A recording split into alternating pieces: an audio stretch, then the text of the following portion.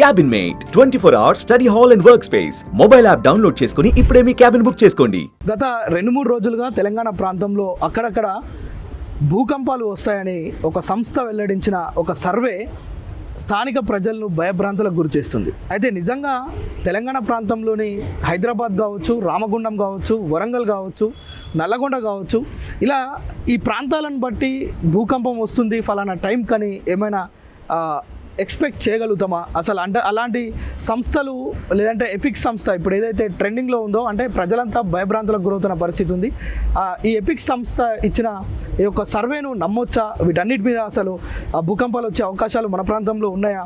వీటన్నిటిపైన మాట్లాడేందుకు CMR institute of టెక్నాలజీకి సంబంధించిన assistant professor doctor Praveen Reddy గారు ఉన్నారు. కొంచెం మాట్లాడదాం. అంటే ఈ భూకంపాలు ఎందుకు సంభవిస్తాయి, వీరు దీనిపైన రీసెర్చ్ చేస్తూ ఉంటారు. సార్ నమస్తే అండి. నమస్తే. మనం 4-5 రోజులుగా చూస్తున్నాం, సోషల్ మీడియాలో హల్చల్ అవుతుంది. రామగుండం కావచ్చు, వరంగల్ కావచ్చు, హైదరాబాద్, ఈ 3 ప్రాంతాలను భూకంపం వణికించేస్తుంది, లేదంటే ఇక్కడున్న ప్రజలు ముఖ్యంగా ప్యానిక్ అవుతున్న పరిస్థితి. నిజానికి ఈ సంస్థ ఇచ్చిన ఈ సర్వే దీన్ని నమ్మొచ్చంటారా? అసలు ఇది వాస్తవమేనా? అలా సర్వే చేయవచ్చా? ముందుగా చూసుకున్నట్లయితే ఈ సంస్థ మనకి ఏదైతే ఉందో epic earthquake research and analysis అనే సంస్థ, ఇది ప్రైవేట్ సంస్థ. మన దగ్గర ఆల్రెడీ సెంట్రల్ గవర్నమెంట్ కింద 2 సంస్థలు ఉన్నాయి. ఒకటి NGRI, national geophysical research institute, next national centre for seismology. ఈ 2 సంస్థలు కూడా గవర్నమెంట్, సెంట్రల్ గవర్నమెంట్ ఆధ్వర్యంలో పనిచేస్తున్నవి. ఈ 2 మనకు తెలుగు రాష్ట్రాలకు మొత్తానికి కూడా NGRI Uppal, national geophysical research institute ఉప్పల్లో ఎప్పటికీ మానిటరింగ్ చేస్తుంటారు. తెలంగాణలో కానీ ఆంధ్రప్రదేశ్లో కానీ ఎప్పుడెప్పుడు ఎర్త్క్వేక్స్ వచ్చే ఛాన్స్ ఉన్నాయో, ఎక్కడెక్కడ ఏ జోన్స్ వచ్చే అవకాశం ఉంది అని చెప్పేసి ఎప్పటికప్పుడు అనాలిసిస్ చేస్తూనే ఉంటారు. బట్ ఇక్కడ ఇచ్చిన మన సంస్థ అనేది ప్రైవేట్ సంస్థ. ఈ ప్రైవేట్ సంస్థని ప్రామాణికంగా తీసుకొని మనకి ఇక్కడ ఎర్త్క్వేక్స్ వచ్చే అవకాశం ఉంది అని చెప్పేసి ఒకవేళ చెప్పినా మనం నమ్మి దాని మీద ప్యానిక్ అయ్యి భయభ్రాంతులకు గురాల్సిన అవసరం లేదు. సెకండ్ థింగ్ ఏంటంటే, మనది హైదరాబాద్ కానీ తెలంగాణ కానీ 2 తెలుగు స్టేట్లు మొత్తం కూడా మనకు ఉన్న 5 జోన్లో, ఇండియాని మొత్తాన్ని మనకు ఎర్త్క్వేక్స్ జోన్స్ లో 5 జోన్లుగా డివైడ్ చేయడం జరిగింది.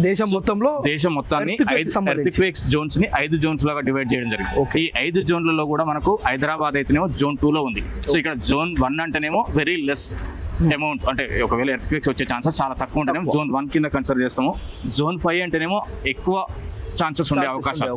సో ఎక్కువ వచ్చే ఛాన్సెస్ మొత్తం కూడా మనకు నార్త్ ఈస్టర్న్ రీజియన్ లో Himalayas, foot hills of Himalayas, as well as మనకి ఇక్కడ ఈస్టర్న్ స్టేట్స్ అస్సాం, మేఘాలయ, త్రిపుర ఇలాంటి రాష్ట్రాల్లో కూడా మనకు జోన్ 5 కింద కన్సిడర్ చేసేది. సో మనకి ఇక్కడ తెలంగాణ కానీ, లేదంటే ఇప్పుడు మనం పర్టికులర్గా చెప్పుకునే రామగుండం ఏరియా కానీ, ఇది జోన్ 2, జోన్ 3 కింద కన్సిడర్ చేస్తాం. సో జోన్ 3 కింద మనకు గోదావరి పరివాహక ప్రాంతాలు, ఆ గోదావరి రీజియన్ మొత్తాన్ని కూడా జోన్ 3 కింద కన్సిడర్ చేస్తాము.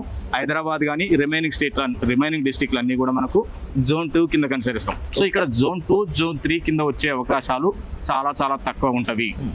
సో ఒకవేళ వచ్చినా కూడా తక్కువ మ్యాగ్నిట్యూడ్. మనకు గత 4 నెలల కింద ములుగు డిస్టిక్లో December 27 మార్నింగ్ 7:30కి ఆ ప్రాంతంలో వచ్చింది. సో అది రెక్టార్ స్కేల్ మీద మనకు 5.3గా రికార్డ్ అయింది. సో 5.3గా రికార్డ్ అయినప్పటికీ కూడా మనకు ప్రాణ ఆస్తి నష్టాలు ఎప్పుడు కూడా జరగలేదు.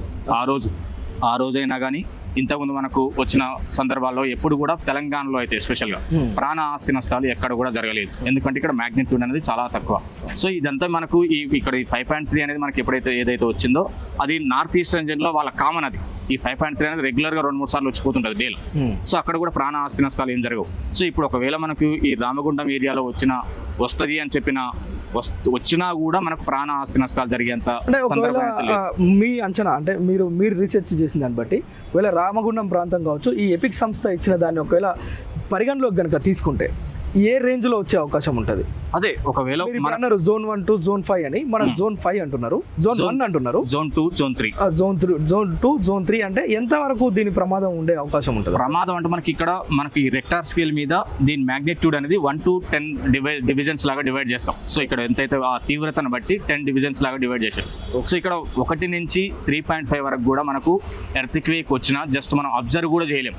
సో దాని మ్యాగ్నిట్యూడ్ అనేది 3.5 వరకు ఉంటే దాన్ని అబ్జర్వ్ కూడా చేయలేం.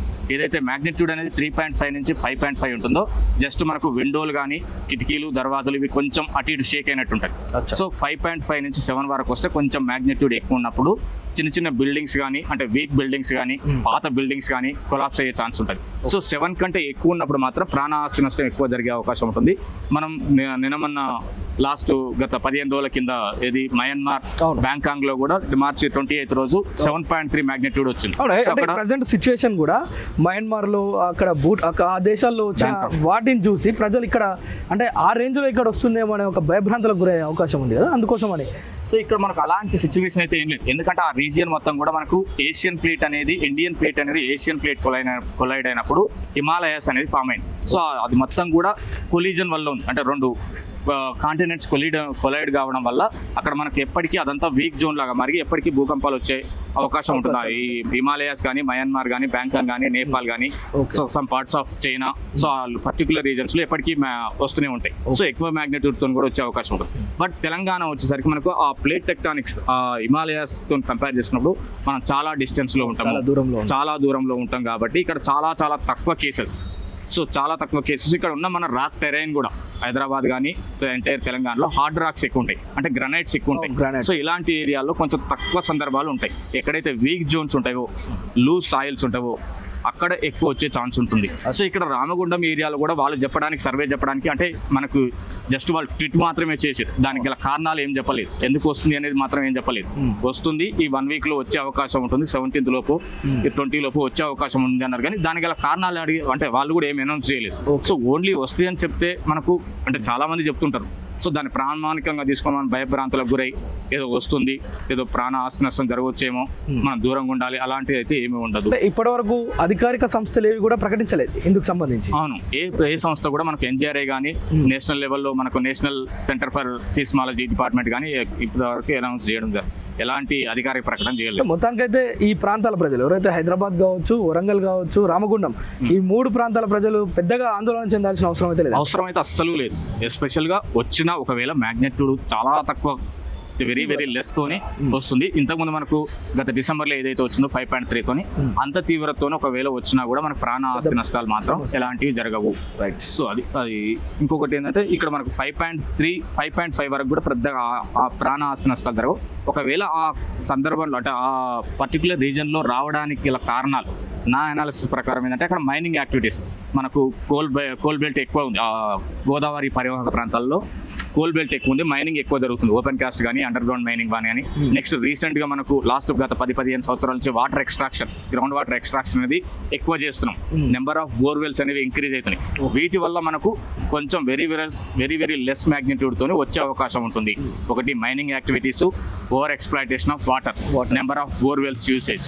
సో ఈ 3 రీజన్ల వల్ల కూడా తెలంగాణలో మనకు వచ్చే అవకాశం కొంచెం అది 5 కానీ 5.5 లోపు వచ్చే అవకాశం ఉంటుంది.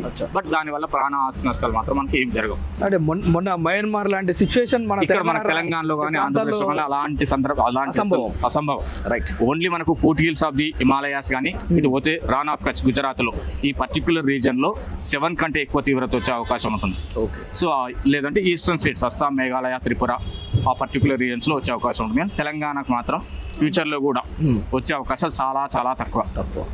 Okay right. అంటే ఒక 2-3 డేస్ నుంచి సోషల్ మీడియాలో మనం చూస్తున్నాం ఈ యొక్క ఎపిక్ సంస్థ ఏదైతే ట్వీట్ చేసిందో, ఎక్స్లో పోస్ట్ చేసిందో, రామగుండం కావచ్చు, వరంగల్ కావచ్చు, హైదరాబాద్ ప్రాంతంలో యొక్క భూకంపాల తీవ్రత ఉంది, భూకంపాలు వస్తాయి, ఇక్కడ ప్రజలు జాగ్రత్తగా ఉండాలని ఏదైతే చెప్పిందో దాన్ని ఎంతవరకు అంటే నమ్మాల్సిన అవసరం లేదు. ఎందుకంటే గవర్నమెంట్ సంస్థలు ఏదైతే ప్రభుత్వ రంగ సంస్థలు ఉన్నాయి వీటిని అంచనా వేయడానికి అవి ఎలాంటి అధికారికంగా ప్రకటన చేయలేదు. ఏదో ఎపిక్ సంస్థ అదేదో ఎక్స్లో పోస్ట్ చేసినంత మాత్రాన ఇక్కడ ఏదో పెద్దగా భూకంపం వచ్చి ఏదో మయన్మార్ లాంటి నష్టం ఇక్కడ జరుగుతుందనే అలాంటి ఆలోచన అయితే ప్రజలందరూ తీసేయాలని చెప్తున్నారు. మరోవైపు ఈ ప్రాంతాల్లో భూకంపాలు వచ్చినా 5.3, 5.4 తీవ్రత మాత్రమే ఉంటుంది రెక్టర్ స్కేల్ పైన.